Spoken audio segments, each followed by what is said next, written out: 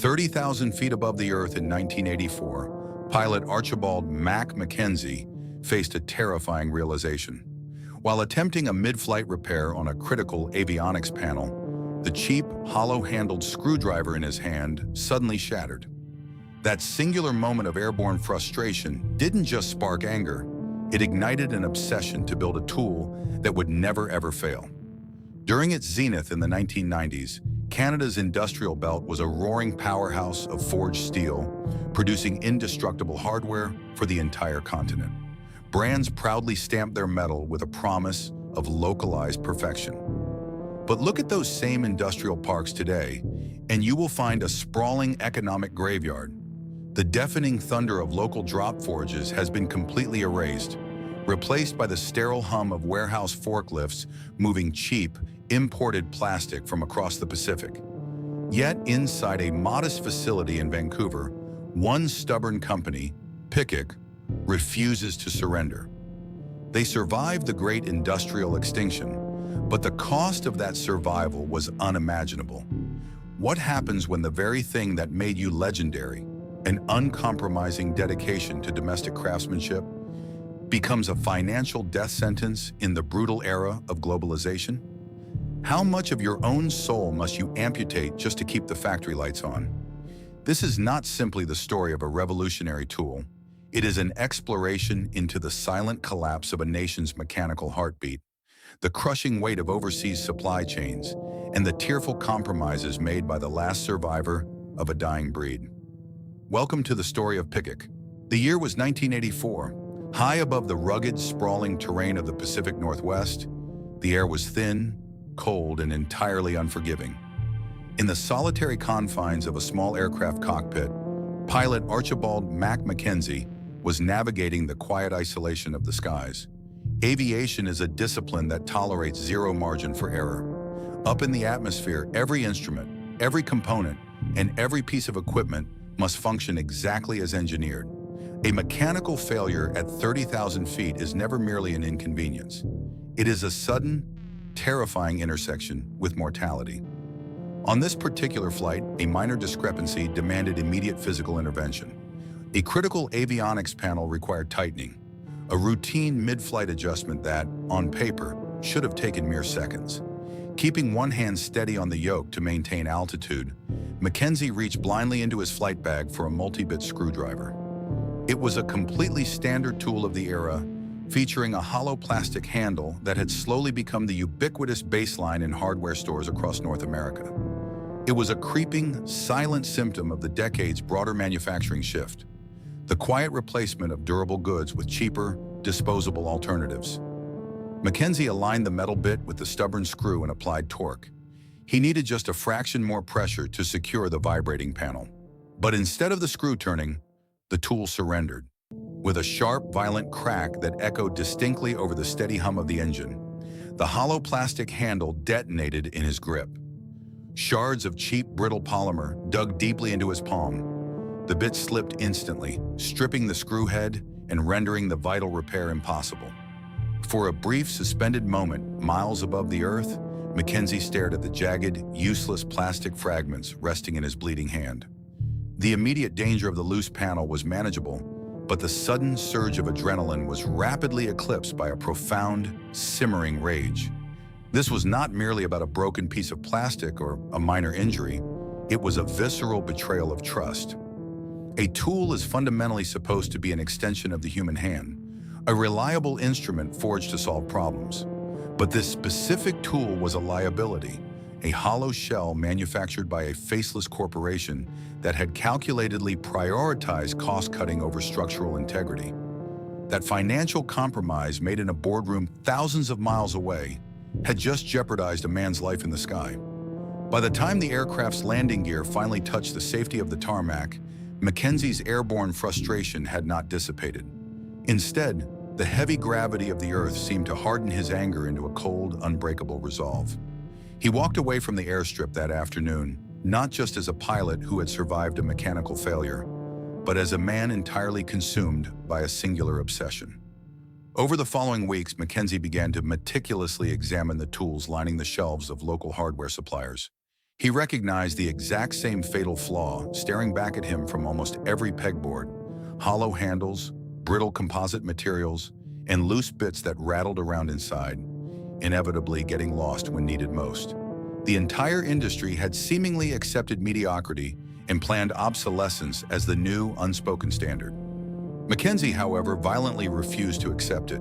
He envisioned something completely antithetical to the modern market. He imagined a tool born not from the desire to maximize corporate profit margins, but from the absolute, uncompromising necessity of reliability. What if a handle wasn't hollow? What if it was cast from solid, high-impact, shatterproof resin? What if the spare bits were stored seamlessly within the handle itself, not just for convenience, but actually acting as a solid, reinforcing core that made the entire structure practically indestructible? He did not possess a background in mass manufacturing. He did not own a steel mill, a plastics extrusion plant, or a distribution network. But what Archibald McKenzie did have was the razor-sharp clarity of a man who had looked a fatal design flaw in the eye and decided he would never allow himself or anyone else to be vulnerable to it again. Late into the night, under the harsh glow of a single desk lamp, the dining room table was cleared of its usual domestic trappings. It was replaced by scattered blocks of wood, molding clay, rough metal shafts, and stacks of drafting paper. Armed with nothing but sheer irritation and a fierce, unyielding determination, the pilot began to sketch. Those initial rudimentary drawings were more than just the blueprints for a new kind of screwdriver. They were a physical declaration of war against the creeping tide of disposable industrial goods. It was the genesis of a concept that would soon drag McKenzie permanently out of the clouds and plunge him directly into the heavy metal, unforgiving world of North American manufacturing. The personal frustration experienced in the solitary confines of a cockpit had officially transformed into a grounded, tangible ambition.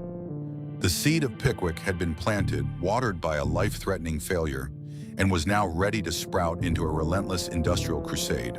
Armed with a newly minted patent and a meticulously crafted prototype, Archibald McKenzie stepped out of his modest workshop and into the towering corporate arenas of the 1980s hardware industry.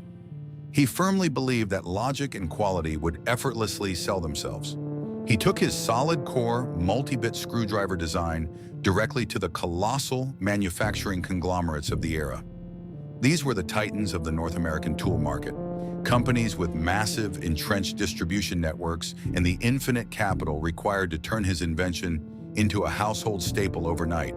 But as McKenzie sat across from rows of suited executives in sterile, climate-controlled boardrooms, the enthusiastic reception he had anticipated never materialized.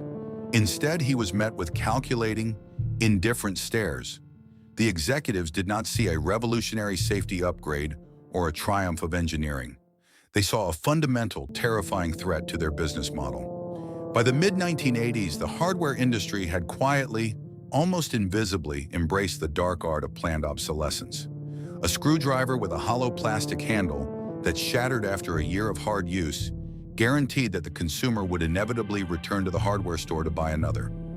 A tool engineered to last a lifetime, however, was a one-time sale, a financial dead end for continuous, quarterly corporate growth. They offered McKenzie buyouts, but these were not partnerships aimed at mass production. They were insultingly low offers designed solely to buy and bury his patent in a dusty filing cabinet, ensuring his unbreakable tool would never disrupt their lucrative, endless cycle of selling cheap, breakable goods. It was a defining, agonizing crossroads.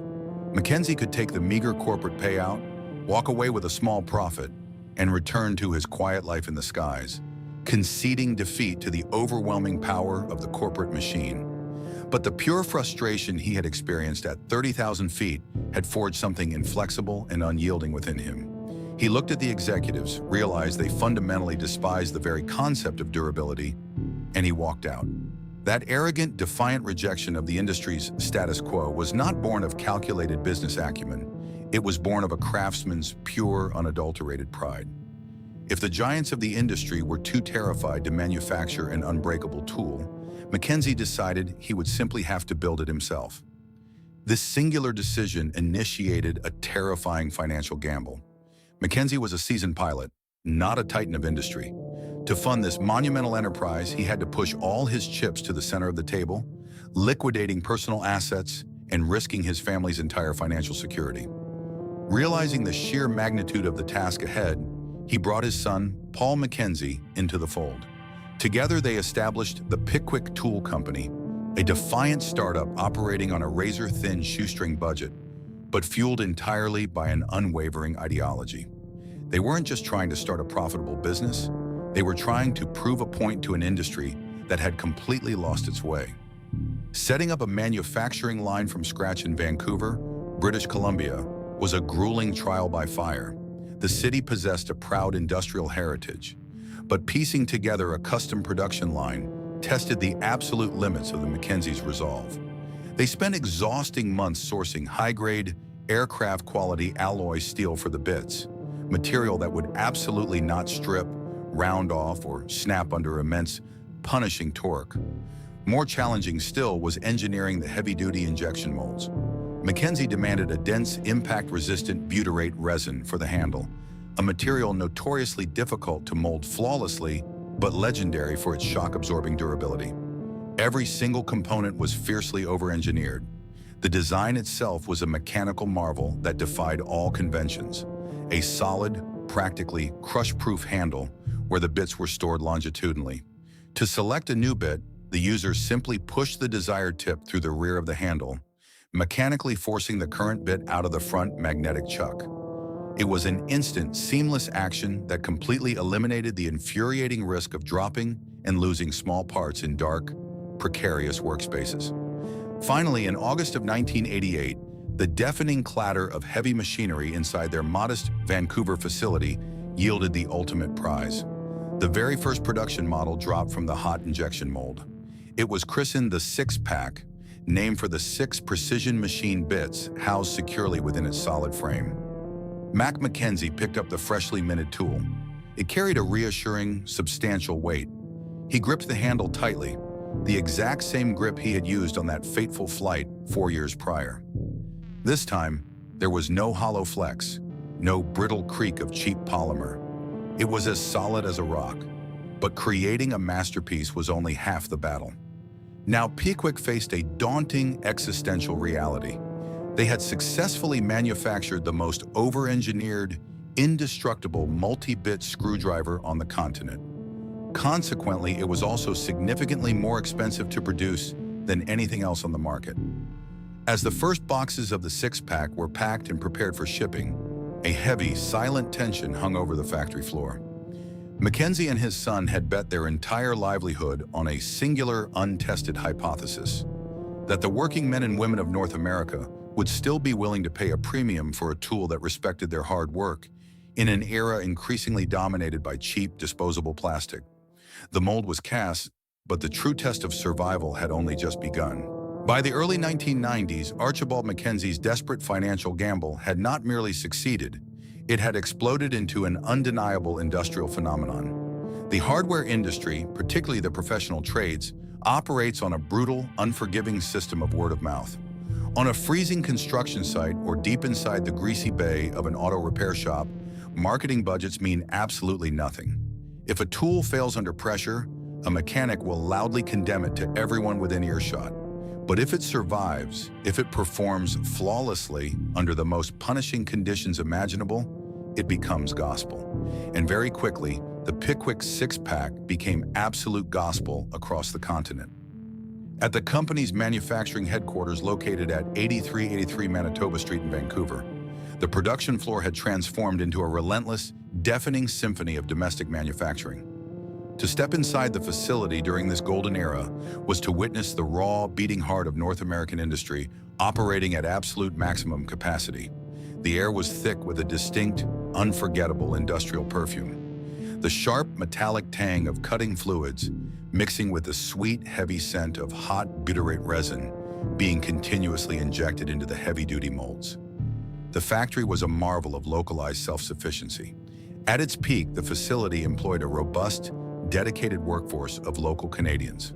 These were highly skilled machinists, precision assemblers, and logistics personnel working in synchronized, exhausting, yet immensely proud shifts that kept the machines running nearly around the clock. The floor shuddered with the rhythmic, concussive thud of heavy presses stamping out the solid steel shanks. Millions of precision-milled screwdriver bits were being churned out, each one rigorously tested to ensure it would never strip a screw head. The factory wasn't just producing a tool, it was single-handedly sustaining dozens of families, allowing workers to buy homes, raise children, and participate in a thriving local economy. To truly understand the monumental significance of this era, one must understand the profound weight of the phrase 100% made in Canada during the late 20th century. In the 1990s, this was not merely a convenient marketing slogan slapped onto a cardboard blister pack by a graphic designer. It was a binding socioeconomic contract. It meant that the high-grade steel was sourced directly from North American foundries. It meant the plastics were refined and molded locally. Most importantly, it meant that the hands that built the product belonged to people who shopped in the exact same grocery stores and lived in the exact same neighborhoods as the consumers who bought them. Because of this unyielding commitment to domestic quality, the bright, distinctively colored handles of Picquic screwdrivers became an omnipresent visual symbol. They protruded from the worn leather tool belts of every union electrician in Toronto, rattled inside the metal toolboxes of heavy-duty oil rig mechanics in Alberta, and sat reliably in the kitchen drawers of millions of suburban households from British Columbia to Nova Scotia. McKenzie had achieved the impossible. He had taken a moment of sheer airborne terror and forged it into a physical object that a nation implicitly trusted. The financial ledgers were deeply in the black. The business was expanding, and the company stood as a gleaming, defiant beacon of local industrial resilience. Inside the walls of the Vancouver plant, surrounded by the roar of machinery and the camaraderie of a well-paid workforce, the Picquic empire felt utterly indestructible. They had defeated the corporate giants by simply refusing to build garbage. But history has repeatedly proven that industrial peaks are rarely long, comfortable plateaus. They are almost always steep, precarious precipices. As the decade drew to a close, a silent tectonic shift was occurring far beyond the insulated walls of the Manitoba Street facility. The very definition of manufacturing was being aggressively rewritten. In distant political capitals, massive global trade agreements were being signed into law, effectively erasing the protective tariffs that had long shielded domestic factories from foreign competition. The oceans were suddenly shrinking. Across the Pacific, an unimaginably vast industrial machine was rapidly awakening. Sprawling, city-sized megafactories in Asia were spinning up their assembly lines, fueled by an inexhaustible, highly subsidized supply chain and labor costs that were impossibly low. The golden era of North American manufacturing had reached its magnificent zenith, and the men and women clocking in for their shifts at Picquic had no idea that a catastrophic, globe-spanning storm was already gathering on the horizon. The fight to build the perfect tool had been won, but the brutal war for survival was only just beginning. By the early 1990s, Archibald McKenzie's desperate financial gamble had not merely succeeded, it had exploded into an undeniable industrial phenomenon. The hardware industry, particularly the professional trades, operates on a brutal, unforgiving system of word of mouth. On a freezing construction site or deep inside the greasy bay of an auto repair shop, marketing budgets mean absolutely nothing. If a tool fails under pressure, a mechanic will loudly condemn it to everyone within earshot. But if it survives, if it performs flawlessly under the most punishing conditions imaginable, it becomes gospel. And very quickly, the Picquic six-pack became absolute gospel across the continent. At the company's manufacturing headquarters located at 8383 Manitoba Street in Vancouver, the production floor had transformed into a relentless, deafening symphony of domestic manufacturing. To step inside the facility during this golden era was to witness the raw, beating heart of North American industry operating at absolute maximum capacity. The air was thick with a distinct, unforgettable industrial perfume. The sharp, metallic tang of cutting fluids mixing with the sweet, heavy scent of hot butyrate resin being continuously injected into the heavy-duty molds. The factory was a marvel of localized self-sufficiency. At its peak, the facility employed a robust, dedicated workforce of local Canadians. These were highly skilled machinists, precision assemblers, and logistics personnel working in synchronized, exhausting, yet immensely proud shifts that kept the machines running nearly around the clock. The floor shuddered with the rhythmic, concussive thud of heavy presses stamping out the solid steel shanks. Millions of precision-milled screwdriver bits were being churned out, each one rigorously tested to ensure it would never strip a screwhead. The factory wasn't just producing a tool, it was single-handedly sustaining dozens of families, allowing workers to buy homes, raise children, and participate in a thriving local economy. To truly understand the monumental significance of this era, one must understand the profound weight of the phrase 100% made in Canada during the late 20th century. In the 1990s, this was not merely a convenient marketing slogan slapped onto a cardboard blister pack by a graphic designer. It was a binding socio-economic contract. It meant that the high-grade steel was sourced directly from North American foundries. It meant the plastics were refined and molded locally. Most importantly, it meant that the hands that built the product belonged to people who shopped in the exact same grocery stores and lived in the exact same neighborhoods as the consumers who bought them. Because of this unyielding commitment to domestic quality, the bright, distinctively colored handles of Picquic screwdrivers became an omnipresent visual symbol. They protruded from the worn leather tool belts of every union electrician in Toronto, rattled inside the metal toolboxes of heavy-duty oil rig mechanics in Alberta, and sat reliably in the kitchen drawers of millions of suburban households from British Columbia to Nova Scotia. McKenzie had achieved the impossible. He had taken a moment of sheer airborne terror and forged it into a physical object that a nation implicitly trusted. The financial ledgers were deeply in the black. The business was expanding, and the company stood as a gleaming, defiant beacon of local industrial resilience. Inside the walls of the Vancouver plant, surrounded by the roar of machinery and the camaraderie of a well-paid workforce, the Picquic empire felt utterly indestructible. They had defeated the corporate giants by simply refusing to build garbage. But history has repeatedly proven that industrial peaks are rarely long, comfortable plateaus. They are almost always steep, precarious precipices. As the decade drew to a close, a silent tectonic shift was occurring far beyond the insulated walls of the Manitoba Street facility. The very definition of manufacturing was being aggressively rewritten. In distant political capitals, massive global trade agreements were being signed into law, effectively erasing the protective tariffs that had long shielded domestic factories from foreign competition. The oceans were suddenly shrinking. Across the Pacific, an unimaginably vast industrial machine was rapidly awakening. Sprawling, city-sized megafactories in Asia were spinning up their assembly lines, fueled by an inexhaustible, highly subsidized supply chain and labor costs that were impossibly low.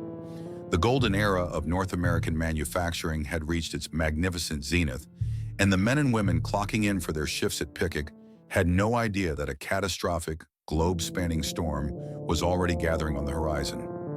The fight to build the perfect tool had been won, but the brutal war for survival was only just beginning. The disintegration of the local supply chain was a devastating structural blow, but the true immediate existential threat to Picquic arrived not from the empty foundries, but from the polished aisles of the retail floor. By the mid-2000s, the North American hardware retail landscape had undergone a massive, ruthless consolidation. The independent, family-owned neighborhood hardware stores, the exact places where Picquic had meticulously built its grassroots reputation through word of mouth, were being systematically eradicated. In their place rose sprawling, big-box megastores that dominated the suburbs and monopolized consumer access.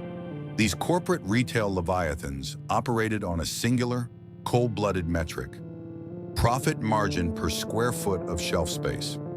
When a massive retail chain acquires a virtual monopoly on distribution, the power dynamic fundamentally shifts. They no longer negotiate with manufacturers. They dictate the terms of survival. And the terms they presented to Picquic were nothing short of an industrial execution order. Corporate purchasing agents sitting in distant, air-conditioned headquarters thousands of miles away from Vancouver did not care about Picquic's superior, shatterproof butyrate resin. They did not care about the aircraft-grade steel, the ingenious solid core design, or the rigorous, localized quality control. They absolutely did not care that this singular company was stubbornly keeping dozens of Canadian families financially secure.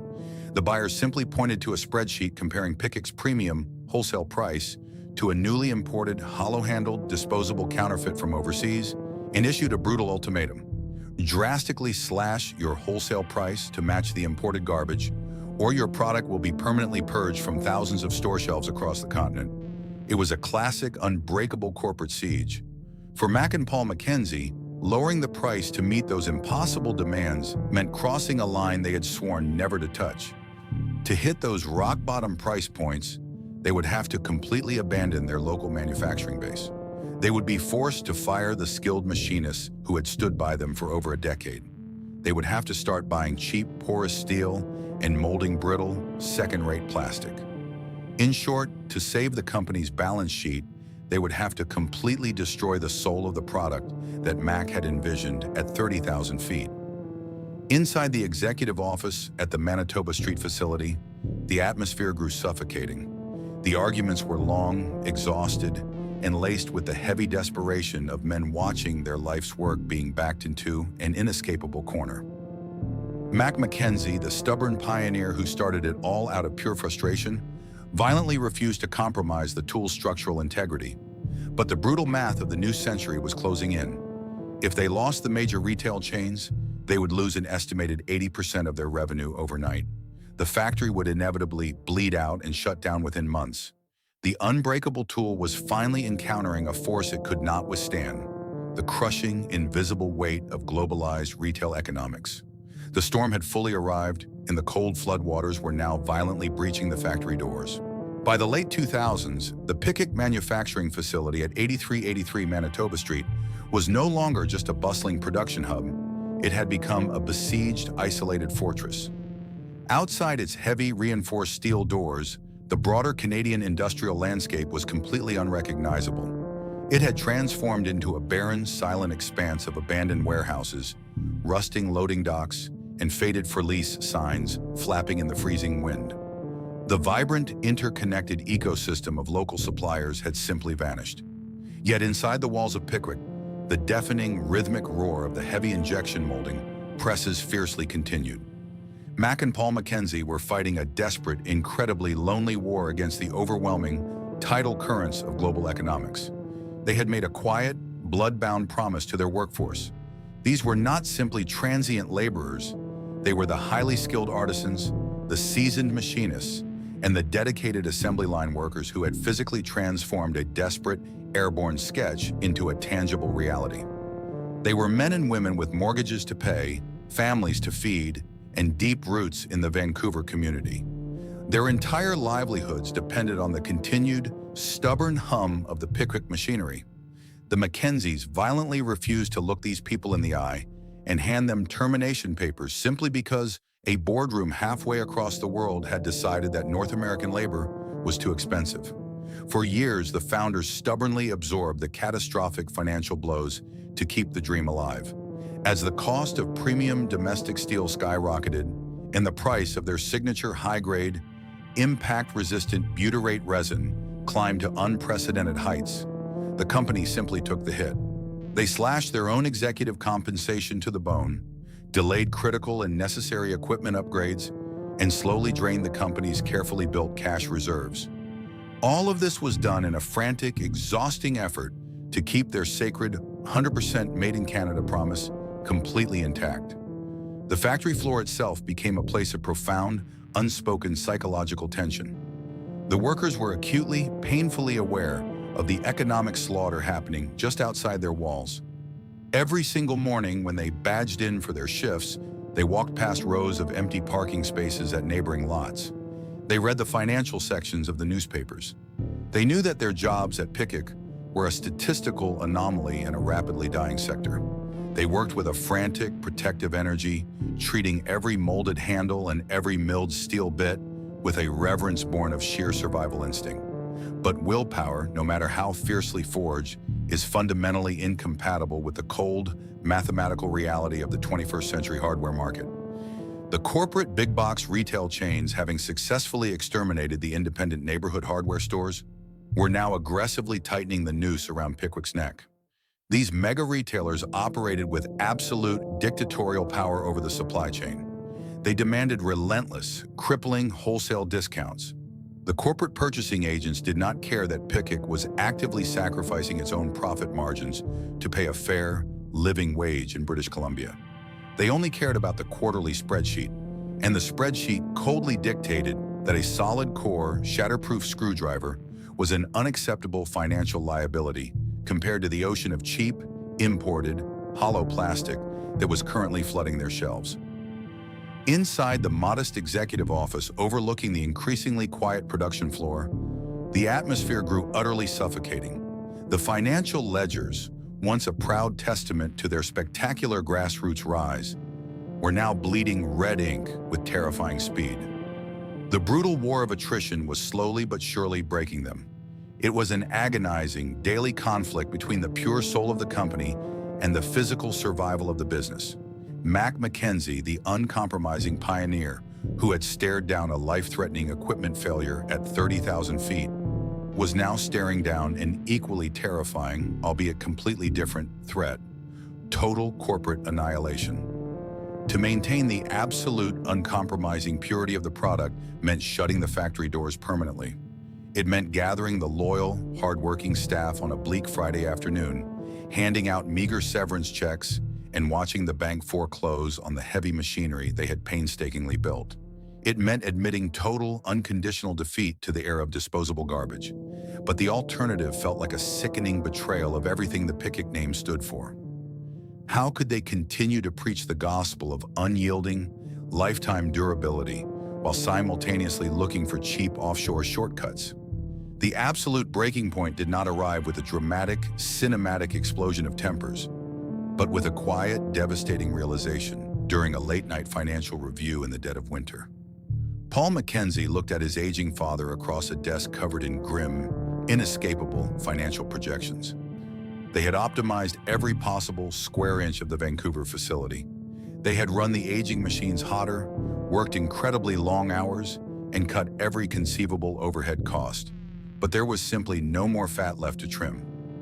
They were cutting directly into the bone. The raw cost of domestic steel, specifically the precision, multi-stage milling required for the interchangeable power bits, had become the fatal, inescapable weight dragging them entirely underwater. The heavy silence in the office was far louder than the massive steel presses resting on the floor below. They were finally forced to acknowledge the agonizing, heartbreaking truth. Pure, uncompromised ideals could not pay the industrial power bills. If they wanted to keep the factory open, if they wanted to save even a fraction of the local jobs and keep the indestructible Picquic handle in production, they had to cross the one line they swore they never would. They had to amputate a vital piece of their own manufacturing soul. The lonely, heroic war for complete domestic independence was officially lost, violently setting the stage for the most painful, tear-soaked compromise in the company's entire history. By 2010, the financial pressure bearing down on the Manitoba Street facility was no longer a dark cloud on the horizon. It had escalated into a Category 5 hurricane, tearing directly at Pickwic's roof. The fateful decision was not made in a grand boardroom, nor were there flashy presentations. It unfolded in the heavy, exhausted silence between Mac and Paul McKenzie as they sat across from each other, staring at financial statements that were rapidly bleeding out. They had reached the absolute limit of their endurance. To keep the company from sliding straight into the abyss of total bankruptcy, a profoundly painful amputation had to be performed. They had no choice left but to compromise their own founding ideology. Molding the butyrate handles, the heart and soul of the indestructible Picquic grip, would be protected and retained at all costs at the Vancouver plant. Their highly skilled Canadian workers would continue operating the massive injection presses, ensuring the tool's shell maintained the legendary durability that built the brand. However, that was the absolute boundary of their domestic pride. The metalwork, the precise milling, forging, and cutting of each individual bit, a process demanding immense quantities of alloy steel and expensive machining, could simply no longer survive in North America. The raw material and CNC labor costs in Canada had become a massive black hole, devouring any attempt at profitability. McKenzie, the proud pilot who had once walked out of corporate boardrooms with contempt to protect the integrity of a purely domestic tool, was now forced to personally sign outsourcing contracts with component manufacturers in Taiwan. While Taiwan was globally renowned for its high-quality metallurgy and mechanical craftsmanship, easily meeting Piccic's rigorous standards, the act still represented exactly what Mac had spent his entire industrial career fighting against: the offshore migration of the assembly line. When the first shipping containers carrying millions of overseas manufactured bits arrived at the Vancouver port and were trucked to the factory, there were no cheers or celebratory events. The heavy pallets were pulled onto the floor in a mournful, heavy silence. The Canadian machinists, whose own hands had directly shaped every tiny groove on those steel shanks for a decade, now had to step back. They watched their own metal stamping presses sit dormant in the shadows, making room for boxes of components that had crossed thousands of miles of ocean to get there. The atmosphere was no longer the radiant pride of the early days. Instead, it was the unspeakable suffocation of a system forced to tear away a piece of its own body just to keep its heart beating.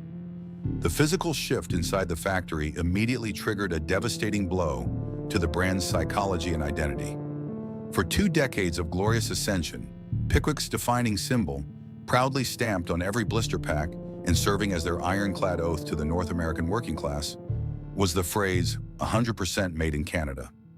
That phrase had never been a mere marketing gimmick. It was their DNA, their identity, and the core justification for the company's entire existence. Now facing the cold judgment of international trade laws and labeling regulations, because a critically important component, the metal bits, was manufactured overseas, that glorious declaration could never be used again. The process of redesigning the packaging was a heartbreaking ordeal for the leadership. The design team was forced to erase that proud badge from the surface, replacing it with a more ambiguous, cautious, and legally compliant concession, assembled in Canada with global components. To an average consumer casually strolling down the brightly lit aisle of a massive hardware superstore, the alteration of a few words on a cardboard backing might have seemed too insignificant to notice. But to Mac, to Paul, and especially to the dozens of workers still grinding through their shifts at 8383 Manitoba Street, seeing the new packaging roll down the line was a visceral reminder of a pure ideal quietly collapsing. This compromise was a fiercely bitter pill to swallow, yet it was the ruthless price of survival in the era of globalization. By actively severing half of their traditional supply chain and plugging into the Asian manufacturing network, Picquic managed to pull its own neck out of the financial noose. The balance sheet stopped bleeding and slowly began to stabilize. The lights inside the Vancouver factory continued to turn on every morning, and most importantly, a significant portion of their core workforce retained their jobs to feed their families. However, this survival victory carried the distinct taste of ash. Picquic had successfully become one of the exceedingly rare survivors of the great North American mechanical extinction, avoiding the total erasure that had claimed so many giants of their era. But in order to keep standing, they had permanently lost their absolute purity. They continued to exist, but with a deeply scarred soul, a living testament to an era where absolute perfection could not defeat the brutal, grinding gears of global economics. The aftermath of the outsourcing compromise did not arrive with the dramatic shattering of glass or the sudden chaining of the factory gates. Instead, it manifested as a slow, creeping silence that fundamentally altered the atmosphere inside 8383 Manitoba Street. For over 2 decades, the heavy metalworking presses had served as the deafening, unyielding heartbeat of the Picquic empire. They were the mechanical titans that took raw, unyielding Canadian steel and violently shaped it into an indestructible promise. But as the first massive shipments of pre-machined, foreign-made bits began to flood the receiving docks, that rhythmic, concussive heartbeat began to flatline. The physical transformation of the production floor was a profound and agonizing process to witness. It was the systematic dismantling of a localized industrial identity. The colossal steel stamping machines and precision CNC mills, which had once required constant maintenance, highly specialized fluids, and the undivided attention of seasoned master machinists, were slowly powered down one by one. The thick cables were disconnected, The heavy hydraulic fluids were drained to prevent internal corrosion. Finally, massive, heavy-duty canvas tarps were draped over their towering iron frames. They were pushed into the dimly lit, peripheral corners of the warehouse, standing there like dormant, shrouded monuments to a dead era of self-sufficiency. The harsh, metallic tang of hot cutting oil, a scent that had permeated the clothing and skin of every worker for 20 years, began to gradually fade from the air. It was replaced by the sterile, dusty, and entirely unromantic smell of imported cardboard logistics boxes. The factory was no longer a place of raw creation. It was rapidly degrading into a final stage assembly station. The highly skilled Canadian metalworkers, men and women who had dedicated their entire adult lives to mastering the precise, unforgiving art of industrial metallurgy, found their roles abruptly and violently diminished. They were no longer the proud creators forging a tool from scratch. They had been demoted by the forces of global economics to mere assemblers of foreign puzzle pieces. They unboxed the imported steel, inserted it into the locally molded butyrate handles, and sealed the packages. The deafening roar of genuine manufacturing had been permanently muted, replaced by the quiet, repetitive rustle of globalized logistics. While the massive injection molding presses continued to aggressively punch out the signature, shatterproof plastic handles, maintaining the absolute bare minimum requirement for the company to keep the lights on. The true soul of the operation had irrevocably fractured. The tragedy of this new compromised reality extended far beyond the visual heartbreak of dormant machinery. The most devastating casualty was invisible: the permanent, irreversible hemorrhage of institutional knowledge. True manufacturing is not just about moving metal, it is an inherited physical language. The intricate, localized skills required to perfectly temper a high-grade steel shank, to mill a flawless hex bit that could withstand brutal torque without stripping, and to troubleshoot heavy machinery on the fly. These were disciplines traditionally passed down from veteran tradesmen to young apprentices on the factory floor. Now that vital chain of generational knowledge was entirely severed. By exporting the metalwork across the Pacific, Picquic was inadvertently ensuring that the next generation of Canadian workers would never learn how to build the core of the tool. The intelligence of the factory was being permanently outsourced alongside the steel. The workers moved through their new assembly routines with a subdued, mechanical efficiency. There was a heavy, unspoken grief that hung over the morning shift changes. They were acutely aware that they were participating in the agonizingly slow winding down of their own industrial relevance. They had survived the terrifying financial execution that had slaughtered their competitors, but they had been hollowed out from the inside to pay for that survival. Every screwdriver that rolled off the assembly line still bore the proud Picquic name. It still featured the brilliantly engineered, indestructible grip that Archibald McKenzie had painstakingly sketched out under a solitary desk lamp. To the end consumer pulling it off a brightly lit retail shelf, it was still a spectacular, reliable instrument. But to the people standing inside the Vancouver plant, surrounded by the shrouded ghosts of their own heavy machinery, the tool felt entirely different. It had become an amputated artifact. The heavy, localized soul of the product had been quietly, desperately traded away to appease the merciless gods of modern retail. The eerie quiet in the metalworking shop was the loudest, most deafening sound in the entire facility, a heavy terminal sigh marking the silent death of North American industrial independence. By the mid-2010s, the catastrophic consequences of deindustrialization were no longer just abstract financial projections. They had materialized into a cold, tangible reality that blanketed the North American landscape. To take a wide, panoramic view of the historic industrial corridors of Canada and the American Midwest during this era was to look down not upon an evolving economy, but upon a sprawling, silent graveyard of mechanical giants. Massive manufacturing complexes that once spanned dozens of acres, places where thousands of workers had sweated and bled to forge the absolute backbone of a continent, were now nothing more than colossal, rusting skeletons of concrete and steel, slowly decaying under a gray sky. The sheer silence that enveloped these areas carried a haunting, suffocating weight. The piercing morning shift whistles had been permanently silenced.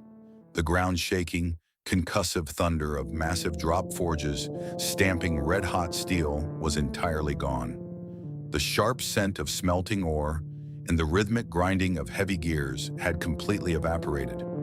In their place were overgrown, weed-choked parking lots, rusting chain-link fences, and faded for lease signs flapping lifelessly in the freezing wind. The entire surrounding ecosystem, from the local diners where machinists gathered after grueling shifts, to the small, specialized satellite suppliers, had completely withered and died alongside the production lines.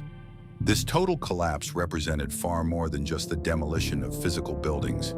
It was the violent, permanent evaporation of a massive repository of generational mechanical intelligence. Whole cities that had once proudly branded themselves as steel capitals or hardware towns were entirely stripped of their defining identities. Master machinists, men and women who could literally judge the exact carbon quality of a steel alloy simply by observing the color of the sparks flying off a grinding wheel, suddenly found their lifelong, hard-earned skills completely worthless in a macro economy that now exclusively favored cheap imported plastic. They became displaced ghosts wandering through their own hometowns, left behind by a system that had coldly calculated that their unwavering dedication to quality was simply too expensive to keep alive. However, the true, deeply cynical brutality of this industrial graveyard was not found in the abandoned, empty factories. It was found in the cruel, deceptive illusion of survival.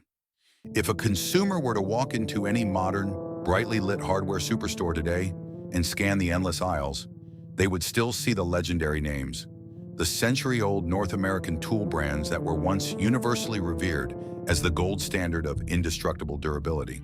But to flip over the blister packaging was to discover a heartbreaking truth. Almost every single one of them had become a hollow, reanimated corpse. During the great extinction of domestic manufacturing, these illustrious brands did not die with dignity. Instead, as they plunged into bankruptcy, their iconic names and logos were bought up for pennies on the dollar by massive, faceless private equity firms. These new financial overlords had absolutely zero interest in reviving the rusted factories or rehiring the devastated local workforce. They were simply purchasing the brand name, harvesting the decades of deep, generational trust that the original founders had bled to build. They then took those legendary logos and unapologetically slapped them onto cheap, low-grade, mass-produced tools rolling out of Asian megafactories. The heavy, localized soul of the giants had been completely extracted, leaving behind nothing but a deceptive marketing shell designed to trick the working class. It is precisely against this desolate, cynical backdrop that the incredibly lonely, stubborn survival of Picquic comes into sharp, undeniable focus. Standing entirely alone in the middle of a graveyard of stolen legacies and hollowed-out brands, the modest facility on Manitoba Street in Vancouver remained a living, breathing entity.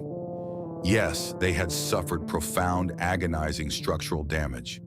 Yes, they had been forced to swallow their pride, tearfully amputate their core metalworking division, and ship it across the Pacific just to keep the lights on. But they had violently refused to sell their soul to the financial liquidators. They refused to become just another hollow name printed on a cheap, disposable handle. By fiercely retaining the heavy-duty injection molding of their signature shatterproof resin on Canadian soil, and by maintaining absolute, uncompromising control over the final assembly and quality assurance, Picquic chose the most agonizing, painful path to survival. But it was the only path that allowed them to retain a fragment of their original, foundational honor. They were the very last remnants of a dead era, a battered but unbroken pulse still quietly beating among the tombstones of their fallen peers. Today, if you happen to drive past 83 Manitoba Road in Vancouver, amidst an area rapidly urbanizing and transforming by office buildings and commercial residential developments, you'll still find a humble factory standing there. Despite the dramatic upheavals of economic history, despite the evaporation of numerous local supply chains, and the harsh realities of the modern retail market, the lights inside Picquic's factory still shine each morning. The rumbling of heavy-duty butyrate injection molding machines continues to shake the concrete floor. In a world where domestic mechanical manufacturing has nearly died out, this facility stands as a living fossil, a stubborn fortress that refuses to surrender. If you walk into a hardware store today, pick up a Picquic six-pack screwdriver from the shelf and grip it firmly in your hand, you'll immediately feel its solid, reassuring weight. It still feels as robust and indestructible as it did when it captivated millions of mechanics in the 1990s. You could still accidentally drop it from a high scaffolding or even run over it with a truck, and that super durable plastic casing would survive without a scratch. The promise of eternal durability that McKenzie swore to the heavens in 1984 remains intact in terms of functionality.